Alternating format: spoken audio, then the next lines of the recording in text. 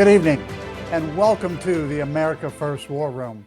I'm Jim Renacci, chairman of the American Greatness Fund. We're going to talk about a number of issues here at year end that is going to be talked about on the news, talked about in Congress, or issues that affect every one of you. There's 5 real major issues. First is the omnibus bill, going to be discussed in the next couple of weeks. The second is the Twitter issues. Now that Twitter has been taken over by Musk, we're learning a lot of things. Third is inflation, still seems to be growing. Fourth is the debt, something we don't talk about. And finally, Trump and some of the things he has said or done over the last couple of weeks that has really caused some people to question what he's thinking about. So let's get started. Let's talk first about the first clip, and go ahead and let's run that clip. Gasp, House Democratic liberals are dealing for at least $150 billion in new spending for a so-called giant omnibus bill, and that would wreak havoc on proper budget processes and end what little fiscal restraint currently exists. And it could well be much more, including a $1.6 trillion child tax credit expansion, which would provide parents with kids well over $100 billion a year with no work requirements. That's right, more welfare without work, which has become the radical Democratic battle cry. Then there's more COVID money and Ukrainian aid and maybe some tax extenders, all in, according to the Wall Street Journal editorial. Non-defense spending would rise another 10% on top of last year's 7%. And defense spending would increase nearly 10% on top of last year's 6%. This is not restraint. This will not restrain inflation. This will not provide any tax and regulatory supply-side incentives by reducing the burden of centrally planned big government. And the rumor is Republicans in the Senate are going to go along with this spending spree. So let's talk about this. First off, let's make sure we understand where we're at today and why we're here. Back in September, when Congress could not get a spending bill authorized and approved, they kicked the can down the road with what I call the continuing resolution. And I got to tell you, I served in Congress for 8 years. That was the simple way of just kicking the can down the road. I would not vote for the continuing resolution. I did vote for one at the request of President Trump. But I can tell you what a continuing resolution basically does is it says, look, we're spending $6 trillion a year. Let's divide that up by 365 days, and let's multiply that amount out for how many days we need, and let's just authorize that amount of spending. So in September, I think it was September 16th, but I'm not sure, sometime in September, they passed a continuing resolution, Congress did, that said we're going to spend to what we normally have been spending all the way to December 16th. We're going to kick the can past the November elections, and we're going to then deal with this in December. Well, guess what? December's here. And now Congress, the House and the Senate, is having a difficult time coming up with a resolution to fund the budget. They have a couple options. And what's interesting, one of them they call the omnibus. Now, what's an omnibus? A lot of people don't realize that. I'm going to read you the definition of an omnibus. A volume containing several novels or other items previously published separately. Amazing. That's exactly what they're talking about doing. An omnibus really is where you take certain spending items, whether it's defense, and let's say they appropriated X amount of dollars for the Defense Department. What they'll do in an omnibus is they'll come in and they'll say, well, we're going to attach so much spending for the military because we've already approved that, so much spending for agriculture or whatever the issues are. And then in the end, whatever's left over, we're just going to do a continuing resolution for everything else that's left. Now, sometimes you can actually do an omnibus. Remember, there are 12 spending areas, appropriation areas in the federal government. Sometimes you could go out and do 6 of them. And then you say, well, the other 6 we're just going to do a continuing resolution. That's why they call it an omnibus. Again, not the way government should work, but that's what you're going to hear on the news. You're going to hear a lot about, well, an omnibus bill. We've already passed defense spending, so we're going to throw that in. We've already passed this. But guess what? They haven't passed a budget, and they haven't passed a spending bill. So what they'll end up doing is putting a couple pieces into a package and then layering it with a continuing resolution top layer and saying, this is an omnibus and we have to pass it. Now, if they don't pass it, guess what happens? The government shuts down. And of course, no one in Washington wants that to occur. And nobody in Washington wants to be there past Christmas. So what always happens in Washington, and I said this when I was there, it was one of the most frustrating things for me. You know how you get things passed? You put them right in front of a holiday, because people want to get home for the holidays. They haven't done their work all year. They don't have a budget.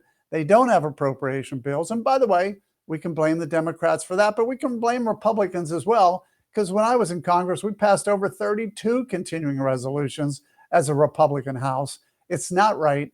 It shouldn't be done. But that's what you're going to be hearing about a lot on the news. How do we fund the government going forward, actually through the Christmas year? Now, we'll see what happens. But remember, omnibus just means there are certain things that were passed. We're going to package it in and throw it into a continuing resolution line item. Let's say $6 trillion. By the way, who would have ever thought we'd be talking about a $6 trillion federal spending? Or the other thing you'll hear is, well, let's kick the can down the road one more time. We've already done it. We kicked the can from September to December. Let's just kick it again until January. Don't be surprised if we don't get what I call an omnibus, which is not a really good spending bill anyway, that you get a continuing resolution and they just kick the can down the road to another time. Democrats would love that because they'll kick it into a Republican-controlled House of Representatives and let the Republicans deal with it. Republicans, on the other hand, are going to want to pass something so that they don't get stuck with this hot potato in 2023. And that's why you saw Larry Kudlow saying Republicans are willing to pass some of these omnibus spending bills as well. It'll be interesting to see. In the end, it's not regular order. There needs to be a budget. There needs to be 12 appropriation bills. None of that's getting done in Washington. And that is really the problem going forward with our country and our government, our federal spending. We need to know what's going on, and we need to be better prepared. And we need to be telling our Congress people, we want a budget, we want appropriations, and we want it done right. Let's look to the second. Tonight is downright appalling. Newly unearthed documents now prove that left-wing Twitter employees built blacklists of accounts that they didn't like and would, quote, prevent disfavored tweets from trending and actively limit the visibility of entire accounts or even trending topics, all in secret without informing anybody on Twitter. For example, a prominent doctor from Stanford was secretly placed on the Trends blacklist after he argued that COVID lockdowns would harm children. And meanwhile, our very own Dan Bongino, he was put on a search blacklist, limiting who could search for his profile or tweets. He will join us and respond in just a minute. Now, Twitter also blocked Turning Point's founder Charlie Kirk's tweets from being amplified. Apparently, Twitter handled up to 200 of these censorship cases each and every day. Twitter. We know what's going on now, and we have seen, based on Elon Musk taking over Twitter, that there was a left-wing agenda to suppress a lot of things that were being said and were going out. And guess what? When you talk about oversight in Washington, this is one of the things we should have as a priority. Let's look at what was going on at Twitter. Let's look at what was the left wing was doing to suppress the First Amendment rights of conservatives across our country.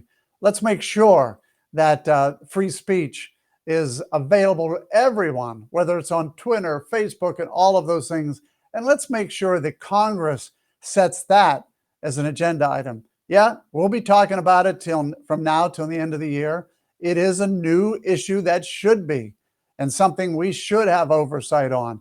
And clearly, we don't know all the details yet, so let's do some deep digging into that area. But when it comes to oversight, let's make sure that we're focusing on things that are important to the American people. This isn't a First Amendment issue. I'm going to tell you, our spending is another thing we should be focusing on. We're going to talk about that next as well. But let's make sure this is an issue that we get our Republican House to start doing oversight on. But let's make sure we find out exactly what was going on with Twitter and make sure that our First Amendment rights are never taken away from us in the future. Let's look at the third item that's important at year end.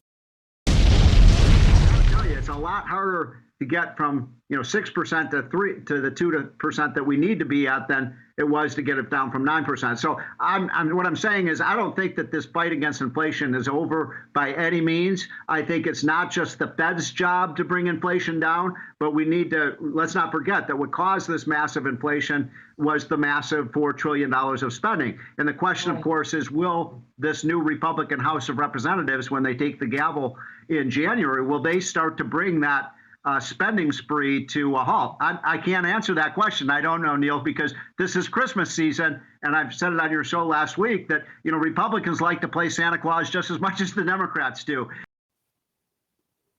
Interesting. Inflation. And you're right. It's about spending. We now have a Federal Reserve raising interest rates. We're going to see probably another 0.5 point in interest rates raise this week, but way too late. They should have been doing this years ago. You know the reason they didn't?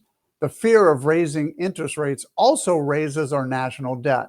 But at the same time, we're on a spending spree, and it is Christmas time. You're going to hear a lot about that. And Republicans are also willing to sign these omnibus bills with trillions of dollars of spending, all kind of money that's going to be able to be spent across our country, which, by the way, when you're spending money that you don't have, you're adding it to the national debt. At the same time, you're causing inflation. Think about what we're doing to our children and grandchildren. We are on a runaway debt, $31 trillion. And at the same time, that debt is caused by Republicans and Democrats in the House and the Senate spending money we don't have, adding it to our debt, and causing inflation to skyrocket. So how do we get it under control? Sure. Raise the interest rates, that's one thing. But we got to get our spending under control. Gets back to the first thing I talked about. We're going to have an omnibus or continuing resolutions. None of those, I bet, will have spending cuts in them. I may be wrong, but let's keep an eye on that. The only way we're ever going to get our house in order and also get inflation down is to get this runaway spending brought back down. We need a balanced budget in Congress. We need to make sure that we're not spending $6 trillion and only bringing in $4 trillion. Remember, what's so interesting about this is that we have had massive inflows of tax revenue even during the Trump years. But even those revenues that filled our treasury were not enough to cover our spending. And as many people know, even during the Trump years, we had massive deficits, some of the largest deficits during those years as well. Now, we could say some of that was for COVID spending. I get it. But some of it is just because we have spending that is on autopilot across our country. And until we get that spending under control, the drivers of the debt, Medicare, Medicaid, Social Security, interest, until we get those drivers of the debt under control, we're going to continue to push dollars and dollars and dollars out there that are going to cause inflation. I was with an economist just a month ago, a Democrat economist, that said, the only way we're ever going to stop inflation, and I didn't like hearing this, but is to make sure that unemployment skyrockets. Now think about that. Unemployment skyrocketing. This was a Democrat economist who said, if you can increase the unemployment, you slow down the spending. But guess what, folks? Those are individuals that would cut their spending. If the federal government continues to spend on top of that, it doesn't matter. What we really do need is a few things. We need to make sure that we're cutting our spending across the government sectors, federal, state, local. I'm seeing it even here in Ohio. We got a state government that's already adding up more money in spending. You know why? It got it from the federal government. We have local governments here, even in my community, willing to raise salaries 11, 15, percent, because guess why? They have COVID relief dollars. This is not going to help inflation. In fact, it's going to continue to cause inflation to skyrocket. It's a real problem. We got to get our spending in Washington under control as one of the levers to fix inflation. If we don't, inflation will continue to run rapid. It's going to be an issue through the end of this year and probably most of next year. Let's look at our fourth topic, the debt. And Rick, I do understand what you mean. Sort of once you sort of hear 10 trillion, 20 trillion, people's eyes start to glaze over and be like, okay, but how is that actually affecting me today? What are some of the ways that, as you're having sort of conversations around the kitchen table, that people would actually see it affecting their everyday life? I mean, I might actually challenge the premise that people are having conversations around the kitchen table about this. I mean, people kind of have it in mind that the United States has too much debt, but nothing bad keeps happening. So I just feel like this is probably faded as a kitchen table issue, especially since now that inflation is such a big deal. I mean, there are these polls over time. What's the biggest factor in the economy that you're worried about? They ask voters. It used to be the debt. Sometimes it comes in the top 5. I don't think people care as much anymore. Republican politicians used to use this a lot and used to care about it a lot, and then they started outspending Democratic presidents, Right. and then we're all in on it now. So then He's exactly right. Republicans used to talk about it all the time. They used to say the runaway debt is a problem because of Democrat spending. Now, Republicans aren't talking about it because Republicans have also been part of the runaway spending. And that's a real issue. We talked about it a little earlier when I talked about inflation. I mean, the runaway debt is causing we're spending and spending and spending a tremendous amount of dollars. Think about it. In 2010, I ran for Congress. The biggest issue was our national debt at $10 trillion. Today, we've crossed 31 trillion, and Republicans and Democrats don't want to talk about it anymore. They want to ignore it. You know why? There is no simple solution. And in fact, it's easier to get reelected by just spending more money. Everybody just gets into it, whether it's a Democrat or a Republican. Let's just spend money because nobody's paying attention to the national debt anymore. Remember that clicker that we all used to see? It's still out there. It's just not something that people are paying attention to. And the national debt will become a problem at some point in time.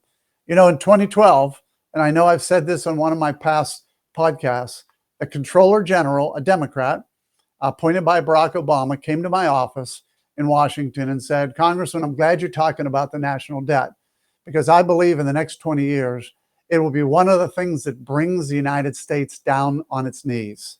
I also remember back in 2010, a general said that one of the most dangerous things in our country, but it's not China, it's not Iran, it's not Iraq, it's our national debt. Because once our national debt gets to a point where we can't service it any longer, we're going to have some serious problems. And we're almost there right now. Now, for those of you that say, oh, just get rid of the national debt, it's just a paper transaction. Well, think about this. Out of the 31 trillion, I think 5 to 7 trillion is owed to other countries. I'm not sure they're going to want you to let that national debt go away and they're going to want repaid. The rest of it is actually owed to us. It's owed to people who have retirement accounts. It's borrowings against Social Security. It's borrowings against the federal, whenever you invest in federal treasuries. I'm not sure that every American even understands that even if they have a little retirement account, just a little retirement account, that many times there are federal treasuries inside of that account. So if you eliminate the national debt, for those that say, oh, just let it go, it doesn't matter, you're going to be bringing down retirement accounts across our country. It is impossible, in my opinion, to just eliminate the national debt. The only answer is to pay down the national debt. But until Republicans and Democrats start realizing that we just can't spend money that we don't have and push it off to future generations. I'm going to tell you, I was on the Budget Committee. My last speech on the Budget Committee was looking at every Republican say, you all are going to, one of the reasons I'm leaving, because nobody seems to want to control this spending.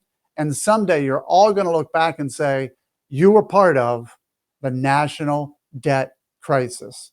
Now, most of those members aren't even on the Budget Committee anymore. I chuckle because I go back to Washington, or I see my former colleagues, and all those people have left the Budget Committee. Nobody wants to be on a Budget Committee anymore. You know why? It doesn't do anything. The Budget Committee should be one of the most important committees in Washington, because it should be the one trying to slow down the national debt. And the Appropriations Committee, they as well should be a very important committee, because both the Appropriations and the Budget Committee should be working to cut spending so that in the end, we can reduce the national debt. And for those of you, and there are some out there that believe, just raise taxes on the wealthy and that debt will go away. That's just not true. You could raise taxes on everybody making over $200,000 a year. You could tax them 100% of their earnings, and you'll still have a deficit. What that means, folks, is we have a spending problem in Washington, not a revenue problem. We have had some years where our revenues have been record revenues, yet we've had record spending as well. We need to fix this. We need to get it under control.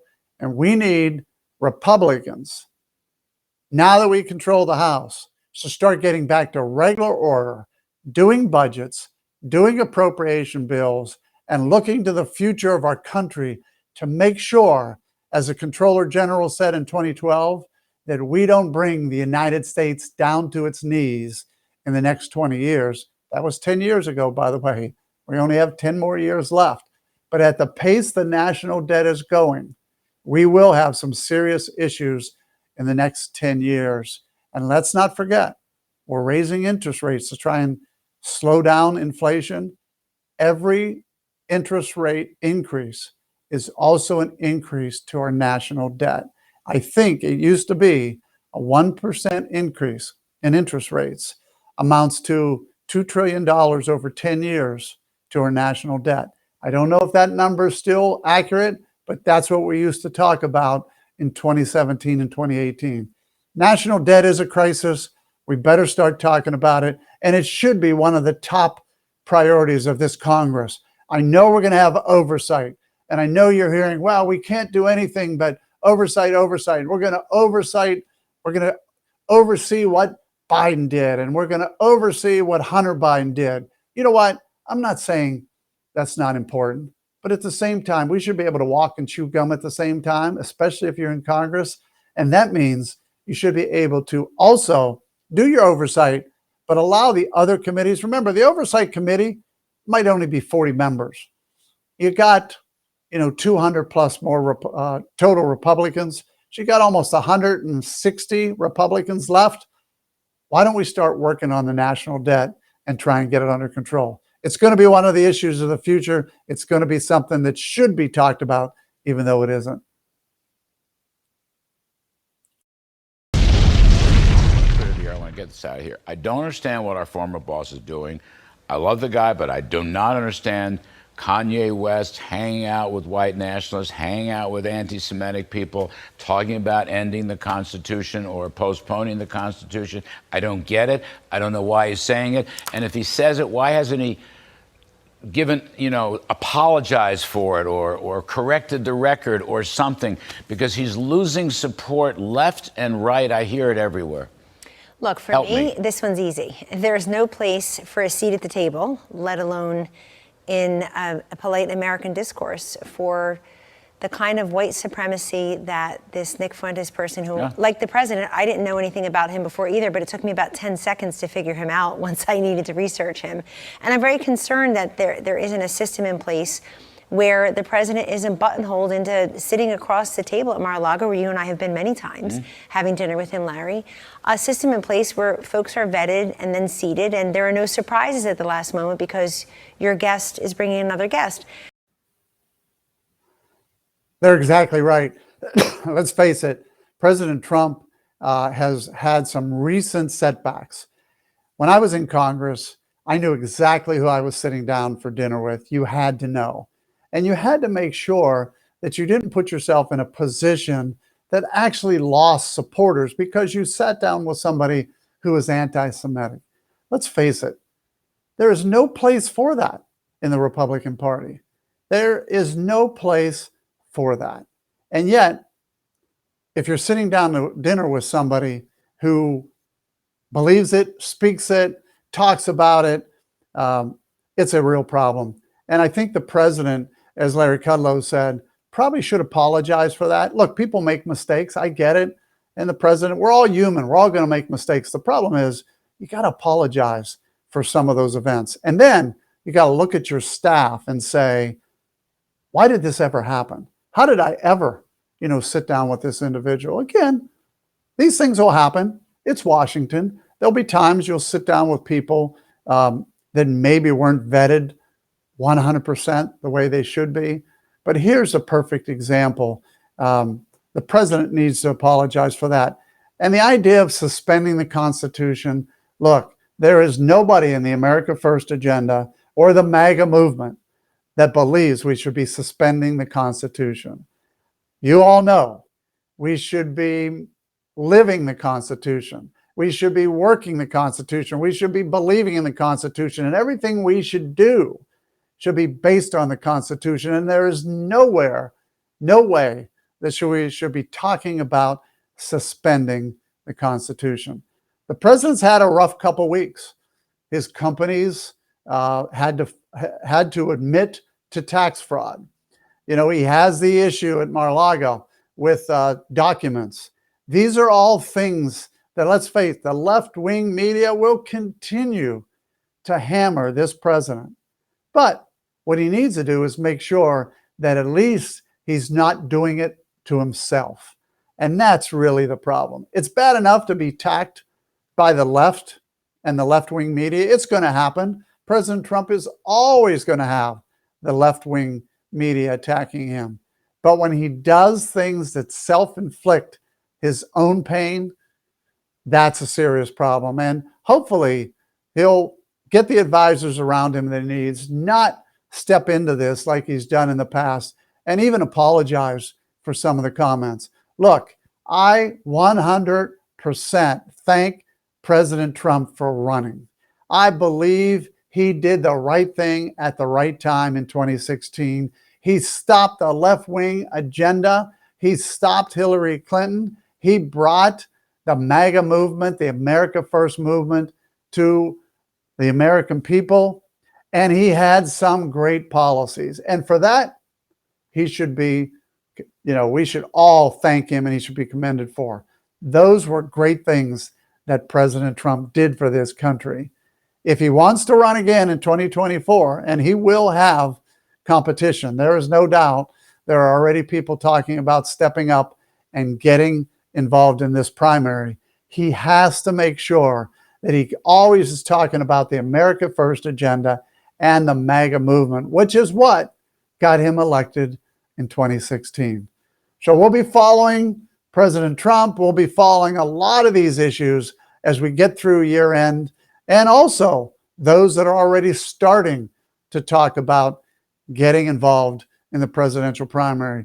Just yesterday, it was announced that Governor DeSantis was having a roundtable discussion with all of his large donors. You can bet that was a discussion about whether he's going to run for president. And there are so many others out there that are also talking about running. So it won't be easy for for President Trump. But what it will be easy is every one of them is going to be running on the MAGA movement and the American First agenda. That's President Trump's agenda. And what he needs to do is just make sure he continues to talk about that, because that is what's most important to Americans. That's what's most important to our country, is getting our country back to where it's America first and it's Make America Great. With that, I want to thank you for joining me this evening. Again, the AmericanGreatnessFund.com. Please, if you want to see what we're doing, go to that site, join, and again, you'll see all the programs we'll be doing in the future. So again, I want to thank you. God bless you, and God bless you all for listening in.